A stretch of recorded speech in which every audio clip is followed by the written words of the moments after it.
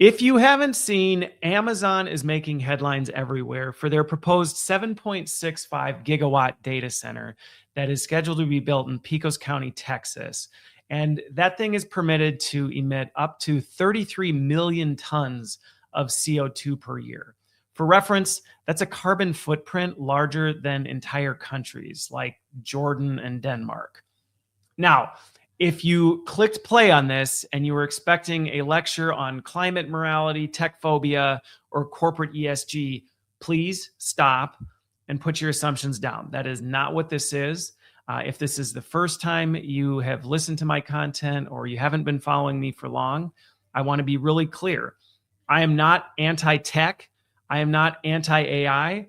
I'm actually not even anti-data center. What I am opposed to, though, is just the reckless, blind pursuit of this stuff rather than thoughtful surgical application and thinking about long-term stewardship. Because the reality is, if you're under the impression that we can just infinitely scale the compute that we're trying to chase after right now through brute force mechanisms without breaking our business, our energy grid, our water tables, and our local communities, I can assure you, you are dangerously mistaken. But unfortunately, what I see all the time is these conversations often fly into heated moral debates and divisive arguments rather than addressing them as operational governance crises that we need to tackle with wisdom and discernment.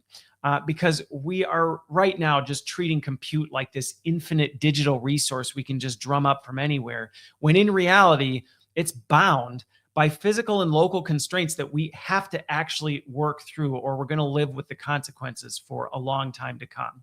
And so that's what we're going to talk about today, because a lot of people I encounter struggle to even wrap their head around this, let alone think about, so what do we do? And that's what I want to do. But before we get into it, if you like the content I create, I would encourage you to subscribe. If you know somebody else who might benefit from this, please share it with them.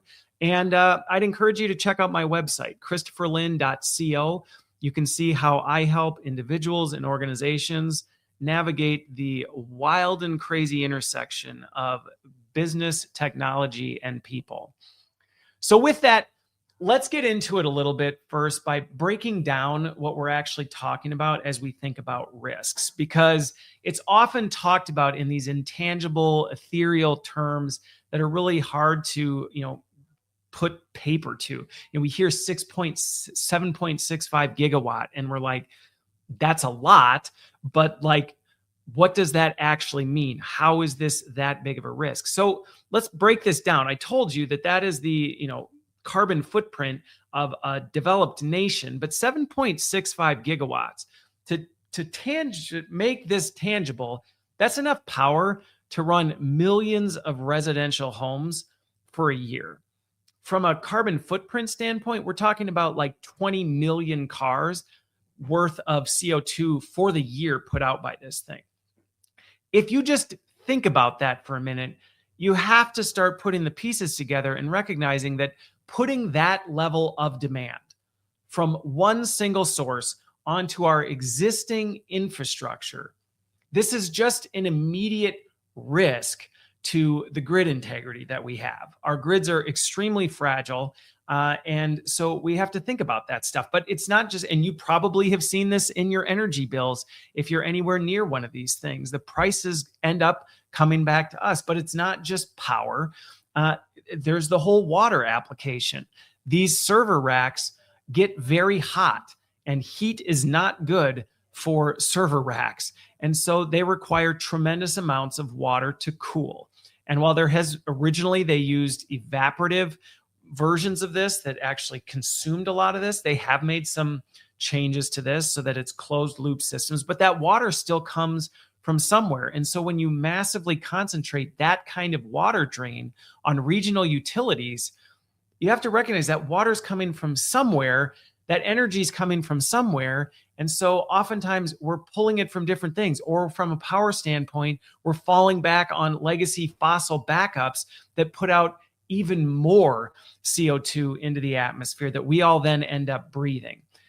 So all of this stuff ends up having an effect somehow. And so these direct data center operations is oftentimes a lot of the things we think about, but it's not only just the data center itself. This has a bleeding effect on the community as you think about the backlash that it incites often in communities, the regulatory implications, the soaring costs of this stuff, and it affects local businesses and individuals in the community. So I say all this not to try and get into a debate about it, but more to say this is a real risk that is actually affecting people, individuals, companies, communities everywhere. And you don't have to be a climate activist to start to put the pieces together and realize how this is and will continue to destabilize regional utility grids, communities, businesses, and things like that. It's just bad business logic. It's not a sustainable model that we're chasing right now. And so physical constraints, they don't care about our innovation roadmap or the moral feelings that we have about certain topics. They just are raw gravity effects that we have to deal with. Now, that often leaves people that I talk with going, okay, but this is Amazon, or this is something like what can I do on a tangible basis if I'm working in an organization or I work for a company and we're using AI? Is there really anything I can do to slow these kinds of things down? And I want to move behind just surface level advice like, hey, turn off your lights or change which model you use, because while those things can be helpful, they may not be the best place to do it. And so one of the first things that I run into a lot on the business front is many business leaders have all been handed all these AI tools, and they have almost zero visibility into the organizational token volume and API burn rates that are background model stuff that's happening. They're setting up these agents, or their teams are setting up these agents, or all of their teams are using all these different AI tools. And the leaders have almost no visibility into what's happening. And so they don't know if there's agents just churning through compute, which not only has a heavy cost on the organization, but you're talking about putting more strain on these data centers and these tech companies, which again just continues to fuel the demand for more data centers. So visibility, even knowing what you're doing, can be super helpful in at least making decisions. So if you're a business leader, you can not only have visibility into your team's token usage and how they're actually burning on this stuff, but then you can have open discussions about it. So if you see massive spikes in what's happening, you can actually look into it and say, hey, what are we actually doing for this type of a thing?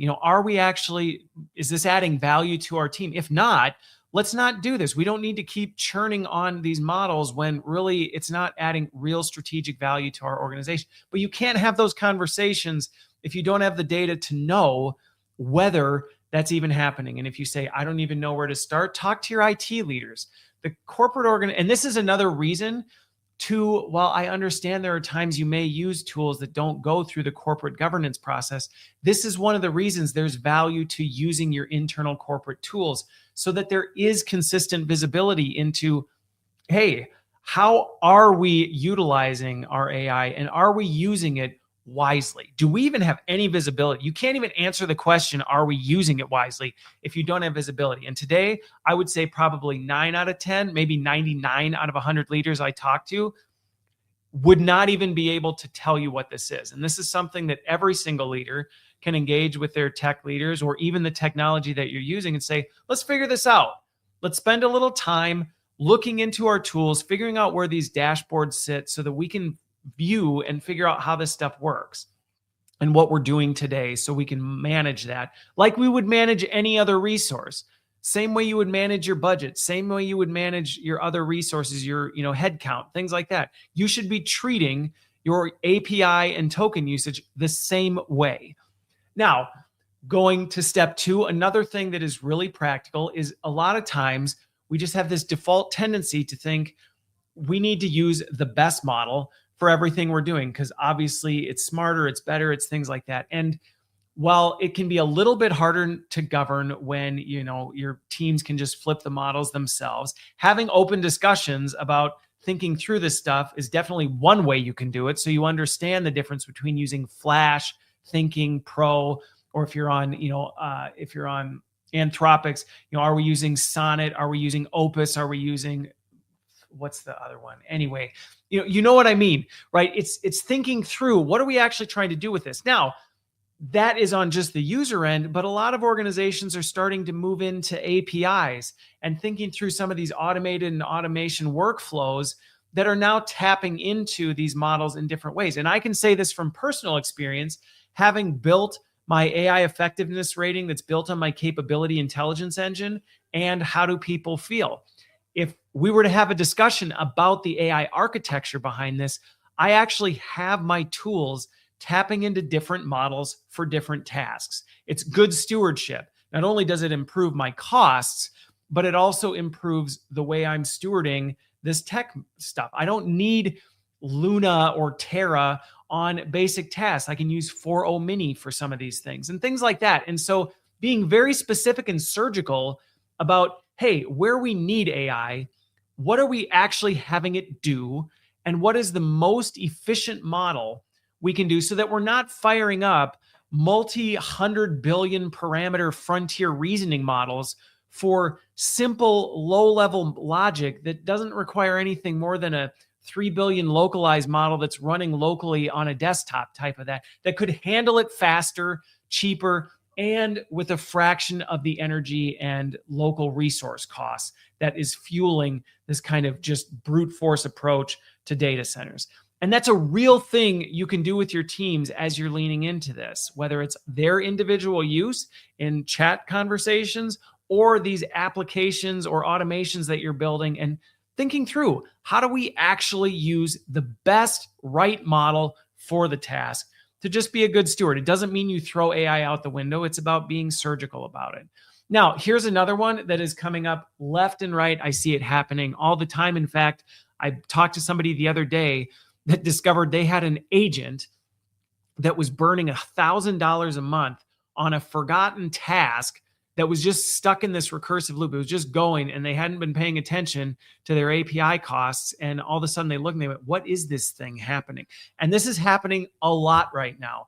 As organizations are rolling out agents and automations, people are building these with their own things. They're setting them up. Then they're leaving the company, or they're not documenting what's happening. And then just like a orphan SharePoint site, it sits there. But the difference is, unlike an orphan SharePoint site that really doesn't do anything other than just take up space, which costs next to nothing, it's an active agent. It's burning API costs. It's burning tokens. It's actively spending your dollars, but also it's pulling on these massive energy grid, water table community resource parasites in some ways. And so by simply saying, hey, let's make sure if we're automating something, if we're standing up an agentic AI model, automation, something like that, let's make sure that it's documented. We know what it is. To the previous point, we've connected it to the right models for the right things, and we're monitoring and managing that. And that really requires, technical governance frameworks. And this is something that sounds very complex. It doesn't necessarily have to be. Sometimes this can just be basic processes that you institute in your teams. Yes, you could wait for IT to figure this out for the entire organization.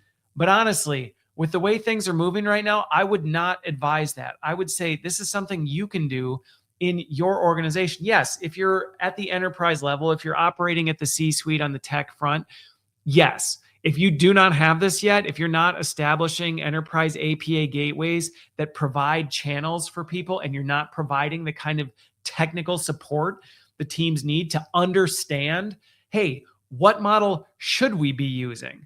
Could we break this down and run it into different phases so different phases are running on different models? Going back again to my examples of the tools I've built, I stage gate this stuff and it hands off to different models based on what it's doing to be as efficient as possible so that I can still get the best out of the technology while being cost effective and resource effective with what I do with it.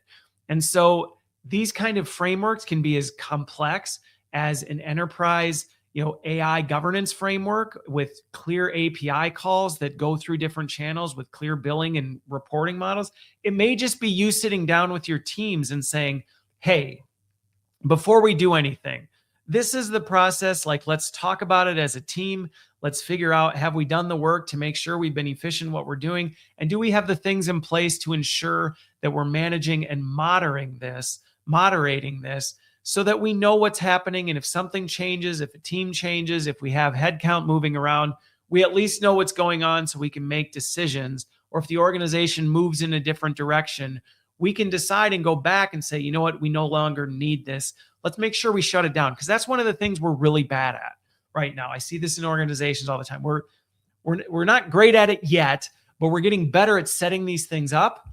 We're doing a really bad job at managing and monitoring these things and turning them off when we realize, you know what, this actually isn't adding any strategic value anymore. This is just a drain on the system. Let's just retire this thing. Like, let's just move it. Let's just update it. And the good thing is with AI, it's a lot faster to do this than it used to be. Before, you had a lot of challenges. You'd have maybe an entire SharePoint network of sites, and you're like, oh, great. Like, do we have to literally go through every file? Well, now AI can actually help you do that kind of stuff much faster. So this stuff may sound big and complex and overwhelming, especially if you're not technical. I can assure you it doesn't have to be. And that's where, if you need help with this, reach out to your IT leaders, reach out to me and say, hey, these are things, I hear you, Christopher. I would like to do more to help be a good steward of this stuff moving forward. But I need some help with that, because I assure you, unmonitored AI is more than just cost leakage. It is contributing to this massive compute and just economic crisis that we have right now as we think about where we're going with some of these tools and this technology. So please, these are some of the real practical 4 things that you can do. Now, I think the final thing that I think we need to really think about carefully for all of us is, right now, so many of the conversations get wrapped up in what data centers take. And this, I think, it's important to talk about the impact of this data center. Yes, we should be discussing, okay, a 7.65 gigawatt data center going up into Texas is going to have this kind of impact. We need to have that discussion. We need to talk about that. But we need to go beyond that. We have to go beyond just impact and start thinking about the legacy that these things leave behind. You don't have to look back far in human history to see where we've made this, we've walked this path before and haven't taken into account legacy, and it's cost us significantly down the road. And so you may say, okay, yes, so it's not about don't talk about impact. It's about, yes, talk about impact, but also shift our thinking to past the impact and on to legacy. What might that look like? And I think some of that moves away from this kind of like not in my backyard attitude to kind of thinking about circular innovation and community reciprocity. Like, how do we think about, if we're going to do this, what is the impact? Yes. And then from a long-term sustainability, how does this affect our communities in a positive way? How do we have this actually build things up rather than just drain things out? And one real practical thing that you can push and you can encourage, whatever channels you're in, is thinking about building human capability in your local communities. Like talking about the workforce legacy. Yes, there's the impact of the local residents that come in, often from outside, to help stand these things up. But oftentimes, that's not a very sustainable, durable approach. I think it's totally reasonable to say, hey, we need to think about these major compute developments. How are they investing in local technical apprenticeships and training pipelines, STEM education, things like that, so the residents who are permanently located here can be part of not only building this, but having long-term career equity alongside the physical infrastructure. And yes, I know there can be the whole debate that it's like, yeah, well, it takes a lot more people to build it than it does to, sustain it. Maybe directly, yes.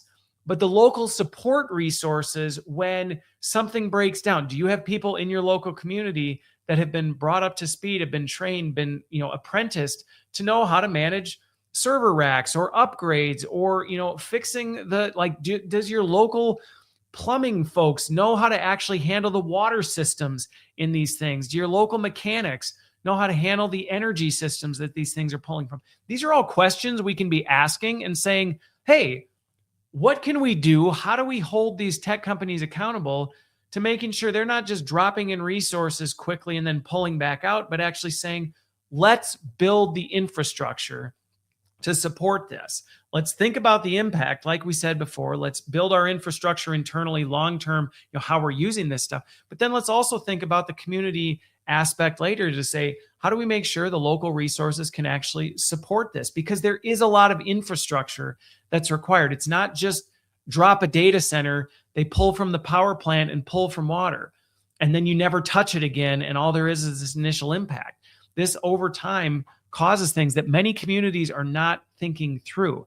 Now, when you think about some of the grid and water reciprocity behind this, there are ways that you can push to say, hey, how are you not just draining from this or setting up, jet turbines to generate more energy that's spewing out fossil fuel into this? What are you doing to actually contribute back to our grids? So when there are times where, if especially Texas in the summer has major drains on their grid, well, how are these organizations contributing to grid infrastructure to make sure that doesn't happen? And the solution can't just be we're raising rates for local communities. That can't be the long-term solution. And there are ways we can have these discussions without screaming and yelling at each other about the climate or the energy or the water implications. We can say, well, let's just talk about this. Let's talk about this objectively. Let's put together a plan. Let's hold these organizations accountable and things like that. And let's have civil discourse and discussion about how we do this. And the reality is there are better ways to do this. I'm good friends with somebody who is actually involved in figuring out how to clean petroleum wastewater into clean water that can then be used in data centers. It's not potable for drinking, but it's clean for recirculating in these cooling racks and things like that. Well, that's wastewater that would have formerly just been dumped that can be actually cleaned and put back into the system. So instead of pulling out of the local water tables, you're taking this water that would have gone to waste, putting it back in these closed loop systems so that it can cool things without draining your water table. There are ways to do it. Oh, and by the way, the process it takes to clean this petroleum wastewater also produces sodium ions that then can be used in in sodium batteries, sodium ion batteries that can then be used in renewable energy sources. So this idea that, well, there's just no other way just doesn't hold water. The idea that extractive tech expansion is the only path we can walk is flat out a lie. The future is going to be the one that belongs to organizations that think about these things and build an infrastructure legacy that stands beyond the short-term hype of some of the things we're doing right now. And the reality is there's ways to do it. There are people out there that are solving this, and each one of us can stand to advocate for that. And what your role looks like is going to look very different depending on what you're doing. But we all can play an active role in supporting this and driving this forward without saying, do we have data centers or do we not have data centers? Do we push against AI or do we, go head first into AI? There is a much more balanced surgical approach we can be taking to this that actually still gets us what we want to get while being durable and sustainable and a benefit to everyone it touches rather than a parasite. So I hope that helps you think differently about this topic. I hope it also gives you some tangible things that you can go, okay, and just as a recap for what those things are, do an AI token audit this week. First of all, examine, do you even have it? Okay, I said this before, but do you even have access? If not, this week, go try and get access. Seek out the channels that can get you access to this. Ask your IT or your engineering leads, hey, do we have reports on this? Can I see what my teams are doing? Take inventory on what AI tools your teams are doing. Have an open discussion on where are we using this stuff and have we talked openly about the right things to do? Second, make sure you're mandating operational rules around any sort of autonomous agent so that it's documented, it's managed, and it's monitored to make sure that nothing goes off the rails and doesn't just burn through your budget, but burn through some of these resources that, by the way, are not infinite. It's coming from somewhere, it's affecting certain things, and this is a simple thing you can do this week again. Build some rules, set this stuff up, ask AI to help you build some rules around this. Don't use one of the frontier legacy models. Use one of the flash models to say, hey, what is a way we can get started? How can we have a discussion around this?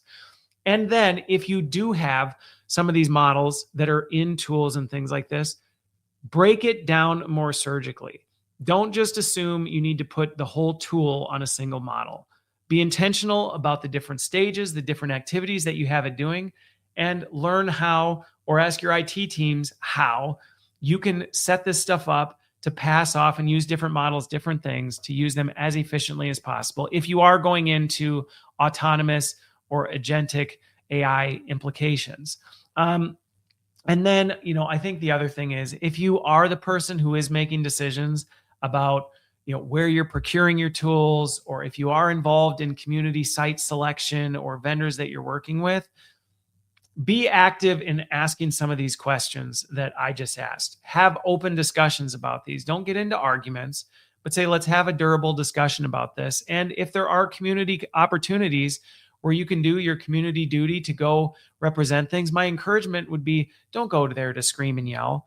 Go there to have an honest discussion with some of the points that I just brought up and say, hey, how do we do this in a way that is sustainable and durable and is a win for all parties involved, not just some at the expense of others? Because I assure you, there is a way that we can do this if we all agree to it and move away from some of this just useless noise that right now is only distracting while the problem continues to rage on and all this stuff continues charging forward. So with that, I hope you found this helpful. I hope you found it insightful. And I hope it challenges you to take a different approach to this. And instead of just getting angry or shrug your shoulders and go, it's worth it in the end when you read articles like this about what Amazon's doing, and instead go, you know what?